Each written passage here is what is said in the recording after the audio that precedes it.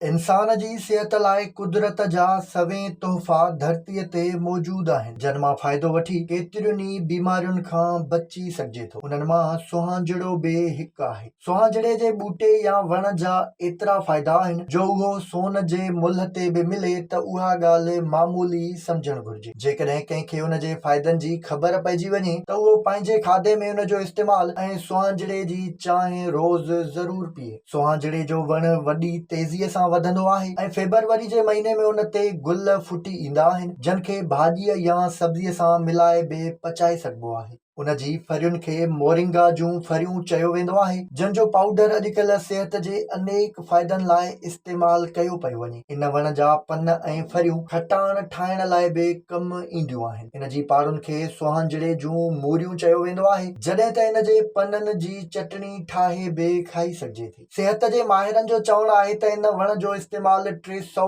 खां मथे बीमारियुनि खां बचाए थो। इहो ई सबबु आहे त सुहांजणे जे इस्तेमाल सां वॾी उमिरि जे माण्हुनि जी उमिरि 20 साल घटिजी जवाननि जहिड़ी थी वेंदी आहे। इहो ॿूटो हिकमत जी दवाउनि में सभ खां वधीक इस्तेमालु कयो वञे थो, जंहिंजे ज़रिए हाज़मे, थोल, जिगर, पिते, गुर्दनि, अखियुनि जे नूर, घुंज पवण, कमज़ोरियुनि, कैंसर, वार छणण, चेल जे सूर समेत ॿियनि केतिरियुनि ई बीमारियुनि जूं दवाऊं तयारु कयूं वेंदियूं आहिनि। पर उन जा सभ खां घणा फ़ाइदा उन जे पननि में मौजूदु हूंदा आहिनि। तरक़ी याफ़्ता मुल्कनि में उन जे ॿिज सां पाणीअ खे साफ़ बि कयो वेंदो आहे, जंहिं लाइ उन जे ॿिज मां तेल कढी बचियल प्रोटीन जे मवाद खे पाणीअ में विधो वेंदो आहे, जेको पाणीअ में मौजूदु बैक्टेरियाज़ खे वधण खां रोके थो। थोल जो शिकार माण्हुनि लाइ इहा ॻाल्हि ख़ुशख़बरी खां घटि न आहे त इन जो काढ़ो ठाहे ॾींहं में 2 भेरा पीअण सां मेटाबॉलिज़म तमामु तेज़ थी वेंदो आहे ऐं वज़न में लाथ अची वञे थी, जंहिंजे करे वज़न घटाइण वारो मसइलो महीननि वारी महिनत बदिरां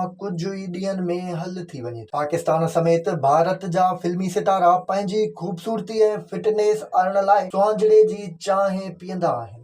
विज़िट कयो अवामी आवाज़ मीडिया ग्रुप जी वेबसाइट awamiawaz.pk